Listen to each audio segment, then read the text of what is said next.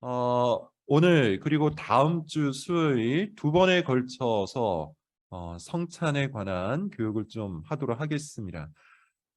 우리가 코로나 이전에는 아시는 분들은 아시겠지만 한 달에 한 번 정도 성찬을 했죠. 그리고 성찬을 받기 전에 약 5주에 걸쳐서 성찬과 관련된 설교를 했습니다. 기억하시는 분이 혹시 있을지 모르겠네요. 그래서 제 개인적으로 생각할 때는 여러분께서 자주 받을 때에는 그래도 성찬의 의미를 좀 새기면서 받았으리라 그렇게 생각이 드는데, 지금처럼 거의 3년 만에 우리가 성찬을 받게 되는데요. 아마 많이 잊어버렸을 것이라고 좀 생각이 들어요. 머리로 잊어버리면 당연히 마음으로도 그것을 잊을 가능성이 굉장히 높죠. 그런 의미에서 두 주에 걸쳐서 다시 한번 성찬이 왜 중요한지, 성찬이라는 것을 왜 우리가 이토록 중요하게 그리고 다른 교회와 달리 반복해서 자주 드리고 있는지, 받고 있는지 그 교육을 좀 하고자 합니다. 한마디로 말씀을 드리면 성찬은 굉장히 중요합니다. 우리가 흔히 그런 이야기를 하죠. 하나님께서 교회에 허락하신 은혜의 수단. 은혜의 수단이라는 말은 뭐냐면 하나님께서 우리에게 은혜를 일방적으로 베푸시는데 우리가 그 은혜를 받아들일 수 있는 수단, 그릇, 빈 손을 의미하는 거예요. 하나님께서 은혜를 베푸실 때 우리가 그것을 받는 수단.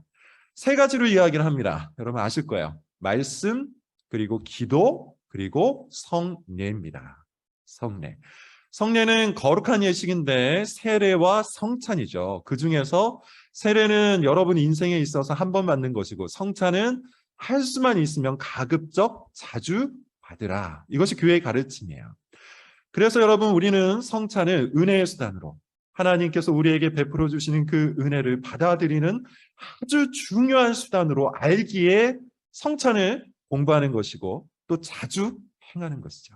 자, 그러면 여러분 성찬이 뭘까요? 제가 나눠드린 가이드를 보면서 같이 한번 하나씩 보도록 하겠습니다. 길게 하지 않습니다. 한 30분 정도 걸릴 것 같으니까 여러분 30분만 집중해서 성찬의 의미를 좀 바르게 잘 이해하는 시간이 될 수 있기를 바랍니다. 성찬이 뭘까요? 딱 한마디로 여러분께서 암기를 하면 좋을 것 같아요.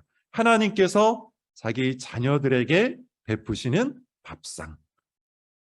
뭐라고요? 다시 한번 말씀을 드릴게요. 하나님께서 자기 자녀들을 배부르게 하기 위해서 차려주신 밥상 혹은 만찬이라고 이야기해요. 그래서 성찬은 말 그대로 이야기하면 거룩한 만찬이죠. 하나님께서 베푸신 잔치에 우리를 초청하셔서 우리가 배부르게 먹을 수 있도록 음식들을 가득 차려놓은 밥상, 이게 성찬이에요. 이걸 여러분 머릿속에 꼭 기억을 할 수 있기 바랍니다. 그렇게 여러분 우리는 성찬을 통해서 어떻게 하고 돌아가야 정상입니까? 성찬을 받은 사람은 마땅히 배불러서 돌아가야 정상이겠죠.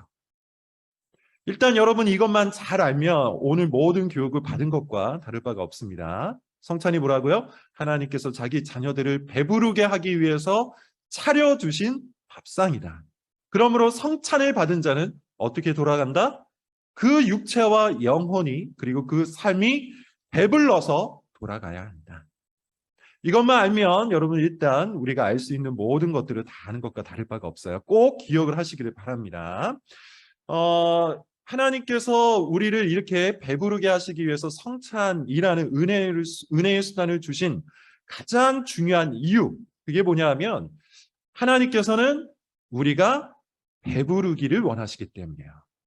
자, 이게 여러분 굉장히 중요한 겁니다. 그리고 사실 제가 생각할 때 여기에 우리 믿음, 우리 신앙, 우리 삶의 모든 것이 걸려 있다고 생각해요. 하나님은 우리가 배부르기를 원하세요. 하나님은 우리가 풍요롭기를 원하세요. 하나님은 우리가 행복하고 만족스럽게 살아가기를 원하세요. 그래서 하나님께서는 사람을 창조하신 겁니다. 하나님 자신이 행복하고 하나님 자신이 기쁨으로 충만하고 하나님 자신이 풍요로우신 분이기 때문에 하나님께서 창조하신 사람 역시도 그러한 존재로 창조를 하신 거예요. 그래서 여러분 우리는 그것을 믿어야 돼요. 하나님께서는 나를, 다른 누구가 아닙니다.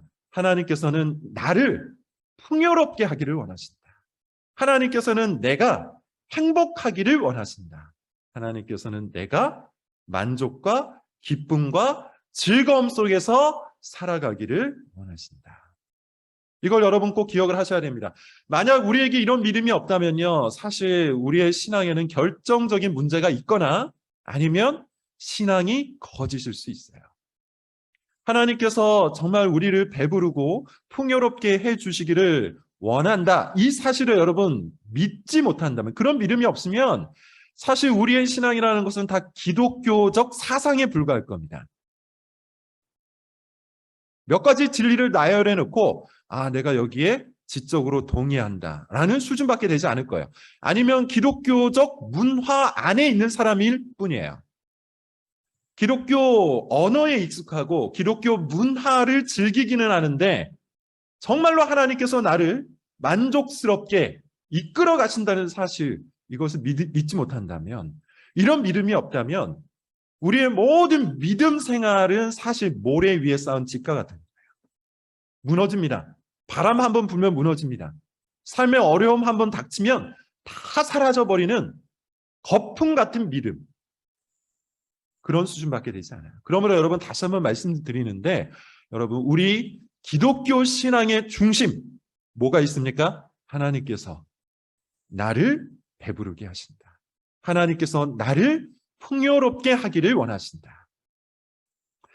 그래서 여러분 제가 여기 세 가지를 적어놨는데 간단하게만 보겠습니다. 하나님께서는 아담과 하와를 창조하시고 그들을 어디에 두셨죠? 각종 나무의 실과가 가득한 풍요로운 에덴 동산에 두셨죠. 그리고 사람을 언제 창조하셨죠? 6번째 날에 창조하셨죠. 첫 번째부터 6번째 날까지 필요한 모든 것들을 풍요롭게 다 만드신 후에, 그리고 나서 사람을 6째 날에 창조하신 거예요. 이유가 어디 있습니까? 사람이 안전하고 행복하고 풍요롭게 살기를 원하시기 때문에. 아브라함을 여러분 한번 생각을 해볼까요? 아브라함도 마찬가지죠. 아브라함, 이삭, 야곱 등등 이 모든 가족들도 하나님께서 부르셔서 약속을 맺어주셨는데, 그 약속의 중심에 뭐가 있습니까? 내가 너를 복되게 하리라. 내가 너를 풍요롭게 하리라. 내가 너를 반드시 만족스럽고 행복하게 하리라. 이게 하나님께서 자기 자녀, 자기 백성들을 향한 마음입니다. 이 믿음이 있어야 돼요. 자, 이스라엘도 여러분 마찬가지죠. 하나님께서 이스라엘을 애굽 땅에서 구원하여 내신 이유가 어디에 있을까요? 고생하며 살아가도록 구원해 내신 것이 아니죠. 힘들고 어려운 삶을 살아가도록 구원해 내신 게 아니에요.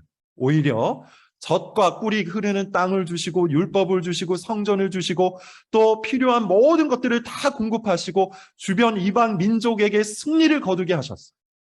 이런 모든 것들을 통해 하나님께서 이스라엘이 풍요롭게 살도록 하신 겁니다. 다시요 여러분, 하나님께서는 여러분을 그리고 저를, 자기 자녀들을 배부르게 하기를, 이 다음 단어가 굉장히 중요한데요, 소원하십니다. 그것이 하나님의 소원이에요. 그것이 하나님의 갈망이에요. 그것이 하나님의 욕망입니다. 하나님은 우리가 풍요롭기를 원하세요. 자, 그런데 그 다음 이야기가 굉장히 중요해요. 만약에 여기까지만 여러분 우리가 이해를 하고 그 다음 순서로 가지 않으면 일종의 기복신앙에 빠질 수가 있죠. 그 다음 이야기가 중요한데, 하나님께서는 우리가 풍요롭기를 원하시는데 어떻게 풍요롭기를 원하시냐 하면 하나님의 것으로만 풍요롭기를 원하세요. 그 이야기가 중요한 겁니다. 아담과 하와를 여러분 생각해 보십시오. 아담과 하와에게 에덴 동산에 각종 나무의 실과를 다 주시고 뭐라고 말씀하셨어요? 내가 너에게 주지 아니한 선악을 알게 하는 나무의 실과는 먹지 말아라. 아브라함과 이삭과 야곱에게도 하나님께서 동일하게 말씀하십니다. 내가 너를 복되게 하리라. 그러나 나와 맺은 언약 속에서만 너를 복되게 하리라. 이스라엘에게도 여러분 사실 마찬가지죠. 하나님께서 율법을 주시고 성막을 주시고 성전을 주시고 필요한 모든 것들을 다 공급하신 후에 뭐라고 말씀하셨어요? 네가 나 외에 다른 신들을 섬기지 않으면 내가 너를 복되게 하리라. 하나님께서는 우리가 정말로 풍요롭고 복되고 만족스럽고 행복하기를 원하시는데 하나님의 것으로만 그렇게 되기를 원하세요. 이 이야기가 굉장히 중요한 겁니다. 왜냐? 하나님으로부터 오는 것만이, 저 하늘로부터 내리는 것만이 진정으로 우리에게 좋은 것이기 때문이에요. 그러므로 여러분, 우리의 믿음은 이 두 가지에 같이 걸쳐져 있어야 돼요. 첫 번째가 뭡니까? 하나님께서는 나를 풍요롭게 하기를 원하신다. 두 번째는 뭡니까? 하나님께서는 하나님의 것으로 나를 풍요롭게 하기를 원하신다. 이 두 가지를 여러분 잘 기억을 해야 돼요. 왜냐? 많은 사람들이 사실 그렇게 하지 못하기 때문이죠. 하와가 그랬잖아요. 하나님께서 다 주셨는데 딱 하나 주지 아니한 것들을 탐했다가 행복을 빼앗기죠. 하나님께서 아브라함과 이삭과 야곱에게 언약을 맺으시고 그 안에 거하면 풍요롭게 해주겠다고 약속했는데 아브라함도 그렇고 이삭도 그렇고 야곱도 그렇고 자꾸만 그 언약의 길에서 이탈하여 인생이 고달파졌어요. 이스라엘은 여러분 또 어떻습니까? 하나님께서 모든 것을 다 주시고 너는 나만을 섬겨라 라고 얘기했는데 그들이 어떻게 했습니까? 바알을 쫓아가잖아요. 아세라를 쫓아가죠. 바벨론의 신을 쫓아가고 모압의 신을 쫓아가고 모든 각종 이방인들의 신들을 쫓아가죠. 결국 어떻게 됐습니까? 하나님의 것이 아닌 다른 것들로 풍요롭고 하나님의 것이 아닌 다른 것들로 행복과 만족을 챙기려고 했던 이 모든 이들은 어떻게 되었죠? 행복하기는커녕 불안했고 만족스럽기는커녕 불만족스러웠고 기쁨과 즐거움을 갖고 살기는커녕 슬픔과 고통 속에서 부르짖는 삶을 살았죠. 그러므로 여러분, 우리는 반드시 알아야 돼요. 무엇을 알아야 합니까? 하나님께서는 우리를 배부르게 하기를 원하시는데 하나님의 것을 먹고 배부르기를 원하신다는 것. 그러므로 우리는 어떻게 해야 한다? 하나님의 것으로 배부르기를 원해야 돼요. 나눠드린 가이드 1번에 3번을 보십시오. 결론 이렇게 되어 있죠. 하나님의 것을 줄인 자들은 하나님이 차려주신 밥상을 먹는다. 이게 굉장히 중요한 원리 중에 하나입니다. 여러분, 우리가 교회를 다니고 신앙생활을 하고 또 이렇게 저렇게 공부를 함에도 불구하고 우리 마음속에 여전히 공허가 있고 우울이 있고 상실이 있고 아픔이 있고 불만족이 있는 가장 커다란 이유가 어디에 있을까요? 교회를 다니기는 하지만 하나님의 것으로 배불러 본 적이 없기 때문이에요. 다르게 이야기하면요, 하나님의 것으로 굶주려 하지 않기 때문이에요. 하나님의 것이 아닌 다른 것들을 탐내기 때문이에요. 돈이 굶주려요. 명예가 굶주려요. 이 세상의 권력에 굶주려요. 각종 다른 물품에 굶주려요. 명품에 굶주려요. 승진에 굶주려요. 그렇게 이 세상에 속한 것들에 굶주리다 보니 하나님께서 주시고자 하는 것들에 대해서는 관심이 없는 거예요. 욕구가 생기지 않는 거예요. 줄이지 않는 겁니다. 그러니 하나님의 것을 찾아가 하나님의 것으로 배부를 수 있겠습니까? 마치 여러분 이것은 맛집 탐방과 같은 원리입니다. 여러분 우리가 요즘 세대에 많이 하는 것 중에 하나가 맛집 탐방이죠. 유명하다고 하면 어떻게 합니까? 차를 타고 가서라도 뭐 2시간, 3시간 거리든 심지어 뭐 5시간, 10시간 거리든 차를 타고 비행기를 타고 가서 그 맛집을 찾아가죠. 맛집은 보통 줄이 길기 때문에 또 거기서 1시간, 2시간 기다려서 기어코 그것을 먹고야 맙니다. 왜 그러합니까? 그 맛있는 음식에 내가 굶주렸기 때문이에요. 그것을 욕망하고 그것을 갈구하기 때문이죠. 마치 그런 원리입니다. 여러분 인생의 맛집이 하나님의 집인지 아니면 이 세상의 집인지 둘 중에 하나일 수밖에 없다는 것이죠. 이 세상의 집에 여러분의 굶주림이 있다면 여러분은 하나님의 것으로 한 번도 배불러 본 적이 없을 거예요. 반면 하나님의 집에 굶주려 했다면 하나님께서 베풀기 원하시는 그 풍요로운 만나, 그 풍요로운 오병이어를 먹었을 겁니다. 그걸로 배불렀을 겁니다.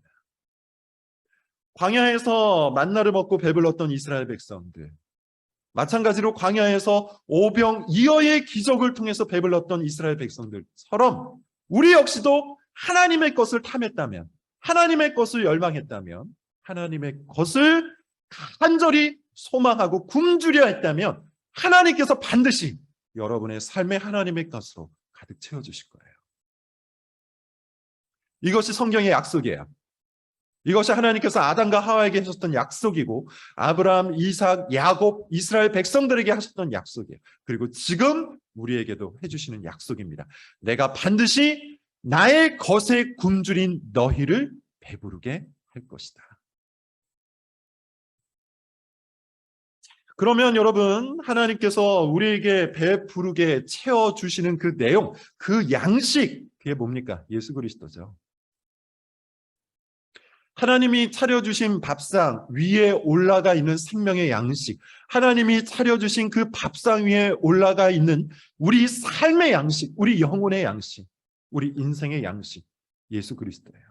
그래서 여러분, 하이델베르크 교리문답에서 뭐라고 이야기하는 겁니까?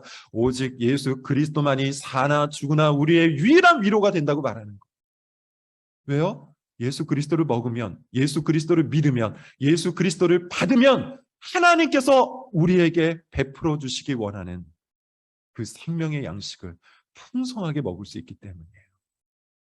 하나님께서 원하시는 바, 하나님께서 우리를 배부르게 하기를 원하시는 바, 그것이 그리스도를 통해서 채워진다는 것이죠.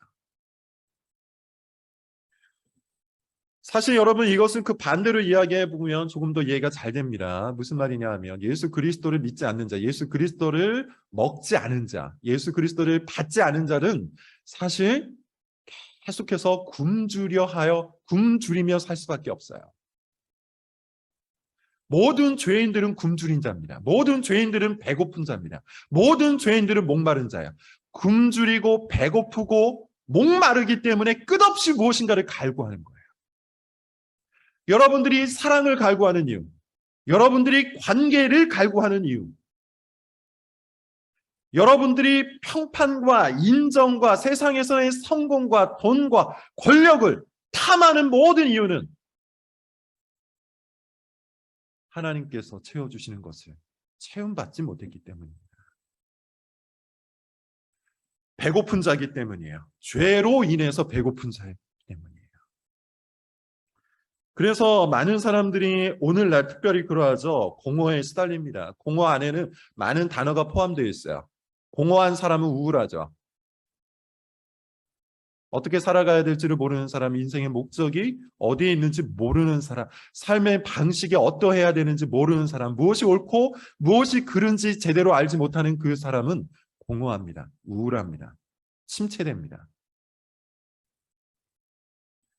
항상 불안할 것이고 불만족스럽고 짜증과 불만이 가득할 거예요. 그 모든 증상들, 그 모든 감정의 증상들, 그것이 바로 어디에서부터 나오냐 하면 죄로 인해 생겨난 배고픔 때문이에요. 여러분 마음속에 체험받지 못한 그 무엇인가 때문에. 그래서 어떤 사람들은 그런 불만과 짜증을 다스리기 위해서 오락과 쾌락에 빠지죠. 어떤 사람들은 무엇인가를 마구 사들입니다.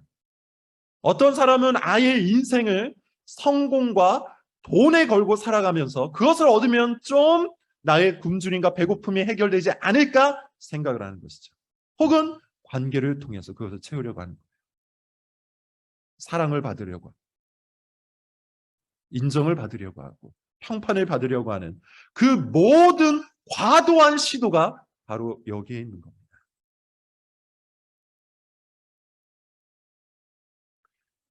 또한 여러분, 우리는 인생 속에서 고통을 느낍니다. 괴로운 일들이 많죠. 좀 아픈 일들이 많습니다.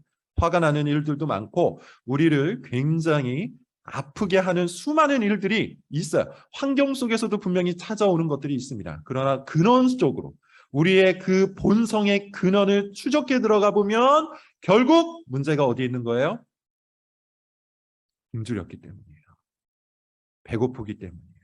우리의 정서, 이것은 이제 심리학에서는 보통 우리의 정서의 문제로 이야기하는데 사실 정서 정도의 문제가 아니죠. 우리 존재 전체를 좌지우지하는, 우리 존재 전체를 통제하는 영혼의 굶주림 때문이에요. 영혼이 굶주렸기 때문에, 영혼이 배고프기 때문에, 채워지지 않은 어떤 갈망이 있기 때문에 우리는 늘 인생 속에서 고통을 겪는 겁니다. 상실도 여러분 마찬가지죠. 상실. 이 뒤에서도 보겠지만 무엇인가를 잃어버리고 무엇인가를 빼앗기는 이 모든 것들의 가장 큰 이유는 어디에 있습니까? 죽음이죠. 죽음이라는 것 앞에서 많은 사람들이 상실감을 느끼고 그로 말미암아 항상 두려움과 공포 속에서 살아가요. 슬픔 속에서 살아가요. 궁극적인 원인이 어디 있다고요? 우리가 하나님으로 배부르지 않기 때문이에요. 생명이시여, 행복이시여, 은혜와 자비와 이 세상의 모든 것들로 충만하신 그 하나님이 우리 마음속에서 충만하게 우리를 통치하고 있지 못하기 때문에, 그래서 우리 마음속에 끝없는 굶주림이 있어. 끝없는 배고픔이 있어. 끝없는 목마름이 있어. 다른 것들을 갈망하는 거예요. 그것이 우리를 괴롭게 하는 겁니다. 그러므로 여러분, 우리는 이것을 반드시 해결해야 돼. 반드시 이 문제의 해답을 얻어야 돼요. 하나님을 잃어버린 우리, 하나님으로 배불러야 했던 우리가, 하나님의 것으로 가득 채워졌어야 했던 우리가 잃어버린, 바로 그것을 다시 찾아야 한다는 겁니다. 어떻게 다시 찾을 수 있습니까? 예수 그리스도로 다시 찾을 수 있어요. 예수 그리스도를 믿고 예수 그리스도를 받고 예수 그리스도를 먹을 때 비로소 우리 마음속에 뻥 뚫려 있는 그 빈 공간이 채워지는 거예요. 이 말 누가 한 말입니까? 제가 설교 시간에 한 두어 번 얘기했던 것 같은데, 유명한 철학자요, 동시에 수학자이고 또한 신학자였던 파스칼이라는 사람이 한 말이에요. 우리는 하나님으로 채워지지 않으면 절대로 메워지지 않는 영혼의 커다란 구멍을 갖고 사는 사람입니다. 그러므로 반드시 하나님으로 체험을 받아야 되는데, 어떻게 하나님이 우리의 빈 구석을, 우리의 빈 공간을 채우게 됩니까? 예수 그리스도를 통해서만 가능해요. 예수 그리스도로 인해서 우리는 하나님을 다시 얻을 수가 있어요. 예수 그리스도로 인해서 우리는 다시 생명을 얻을 수가 있어요. 예수 그리스도로 인해서 우리가 다시 영광과 행복을 얻을 수가 있습니다. 여러분 한번 생각을 해보세요. 예수 그리스도 때문에 우리는 죽음도 두렵지 않죠. 왜요? 예수 그리스도께서 다시 살아나신 것처럼 우리도 다시 살 것이기에 두렵지 않아요. 예수 그리스도 안에 있는 자들은 이 세상의 실패나 이 세상의 가난이나 이 세상의 여러 비참한 처지도 두렵지 않아요. 왜냐? 예수 그리스도께서 그 모든 비참한 처지로부터 다시 영광을 얻으신 것처럼 우리도 영광을 얻을 것이기 때문이에요. 예수 그리스도를 믿는 사람은 사실 여러분, 그리스도께서 다시 이 땅 가운데서 모든 것들을 회복시키신 것처럼 우리의 인생도 다시 회복될 것을 믿기 때문에 결코 공허하지 않아요. 행복을 누려요. 그러므로 여러분, 예수 그리스도의 말로 우리를 진정 배부르게 하는 유일한 구원자가 되시는 거죠. 유일한 중보자가 되시는 거죠. 유일한 생명의 양식이 되시는 거예요. 다른 말로 이야기하면 예수 그리스도야말로 우리 영혼의 유일한 맛집인 겁니다. 표현이 다소 이상하지만 성경적 비유를 갖고 말씀을 드리면 이 표현이 딱 맞는 말이에요. 예수 그리스도야말로 우리 영혼의 유일한 맛집이 되세요. 그러니 여러분 어떻게 해야 돼요? 우리가 맛집을 향해서 2시간, 5시간, 10시간 차를 타고 비행기를 타고 줄을 서서 그 음식을 먹듯이 예수 그리스도를 찾아가야 되지 않겠습니까? 그런 열정과 그런 열심을 갖고 예수 그리스도를 찾아가서 기어코 그리스도를 믿고 기어코 예수 그리스도를 먹어야 우리의 뻥 뚫려 있는 이 빈 공간이 체험받지 않겠습니까? 그래야 여러분 우리의 그 굶주림과 그 목마름이 해결되지 않겠습니까?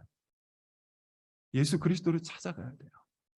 예수 그리스도를 찾아가서 예수 그리스도를 믿고 예수 그리스도를 받아야 돼요. 자, 그러면 이제 질문상 이런 질문이 나와야 되겠죠. 어떻게 예수 그리스도를 찾을 것인가? 어떻게 예수 그리스도를 믿을 것인가? 어떻게 예수 그리스도를 먹을 것인가? 앞서 얘기했던 은혜의 수단 세 가지예요. 첫 번째, 말씀이죠. 모르는데 어떻게 믿습니까? 모르는데 어떻게 믿을 수 있어요? 알아야 믿는 것이죠. 그러므로 여러분 우리는 성경을 통해서 말씀을 통해서 예수 그리스도를 아는 지식을 탐구해야 돼요. 그래야 믿고 그래야 받고 그래야 먹을 수가 있는 거예요. 두 번째, 기도입니다. 예수 그리스도를 믿는 것은요, 자연적인 능력으로는 불가능합니다. 보이지도 않는 그분을 여러분 우리가 어떻게 우리의 생명의 양식으로 믿을 수가 있습니까? 2000년 전 고대 근동에 사셨던 그분은 어떻게 우리의 유일한 중보자여 우리의 유일한 구원자로 믿을 수가 있습니까? 우리의 자연적인 이성이나 우리의 자연적인 의지로는 예수 그리스도를 참으로 믿을 수가 없어요. 그러므로 누구의 도우심이 필요한 겁니까? 성령 하나님의 도우심이 필요해요. 성령께서 우리에게 그 믿음을 주시고 성령께서 우리에게 그 믿음을 더욱더 강하게 붙들어 주셔야 돼요. 그래서 기도가 은혜의 수단이 되는 것이죠. 여러분 기도하지 않으면 성경을 아무리 열심히 공부를 해도 건조할 겁니다. 여러분 기도하지 않으면 아무리 열심히 신학을 공부하고 교리를 공부하고 각종 경건서적을 읽어도 여러분의 영혼은 메마를 겁니다. 왜냐? 그 지식이 신령한 지식으로 여러분의 마음 가운데 진정한 생명의 양식과 진정한 생수가 될 수 없기 때문이에요. 성령의 도우심이 필요해요. 그러니 여러분 기도하셔야 돼요. 그리고 마지막 세 번째, 오늘 교육의 주제죠. 성찬입니다. 성찬이에요. 성찬에는 여러분 두 가지가 결합되어 있는데 정확하게 말하면 세 가지인데 먼저 두 가지만 얘기할게요. 첫 번째로 결합된 두 가지는 뭐냐 하면 말씀과 감각이 결합되어 있어요. 예컨대 여러분 이겁니다. 아무런 말씀도 없이 성찬만 베풀면 그걸로는 우리의 믿음을 강하게 할 수가 없어요. 무슨 말인지 여러분 아시겠습니까? 이 성찬이 어떤 의미인지, 이 떡이 어떤 의미인지, 이 포도주가 어떤 의미인지 제대로 된 말씀의 설명이 없으면 그것을 내가 먹는다 한들, 그것을 내가 마신다 한들 나에게는 아무런 유익이 없습니다. 만약에 그것을 유익하게 받는 사람이 있다면 그것은 미신적으로 받는 거예요. 그렇지 않겠어요, 여러분?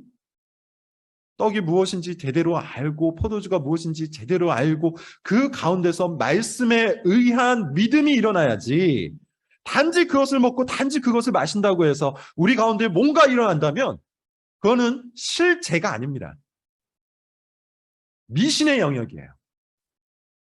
동시에 여러분 우리가 먹고 마시는 것 없이 말씀만 있다면 성찬이라는 이 의식이 필요가 없겠죠. 그냥 말씀을 읽고 설교를 들으면 되잖아요. 그런데 굳이 예수님께서 말씀과 더불어 우리에게 먹고 마시는 감각적 은혜를 허용하신 이유는 그것이 우리에게 유익하기 때문입니다.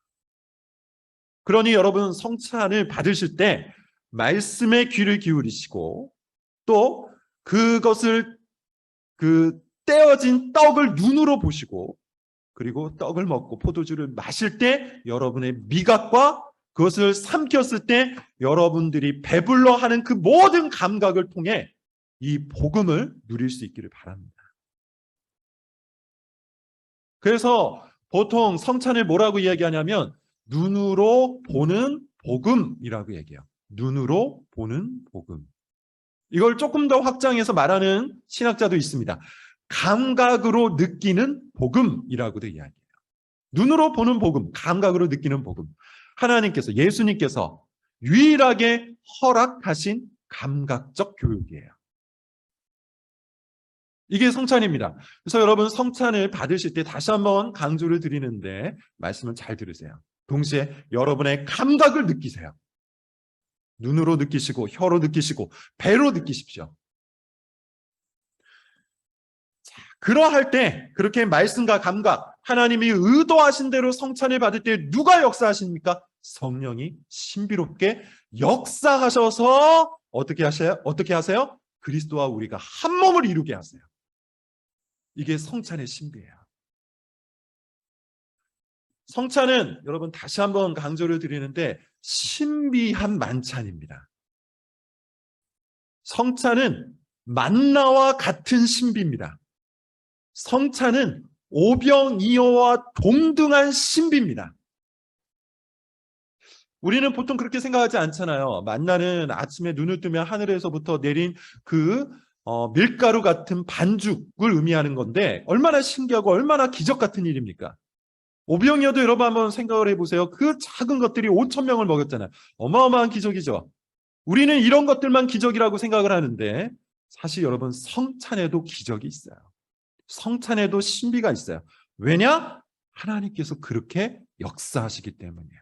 성찬을 이와 같이 말씀과 감각으로 받는 자들 가운데 성령께서 신비의 역사를 통해 그리스도와 한 몸을 이루게 하시는 겁니다.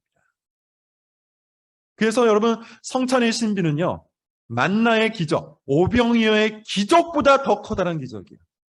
성찬을 제대로 받는 사람은 이 성찬을 통해서 예수 그리스도를 향한 믿음이 불같이 일어납니다.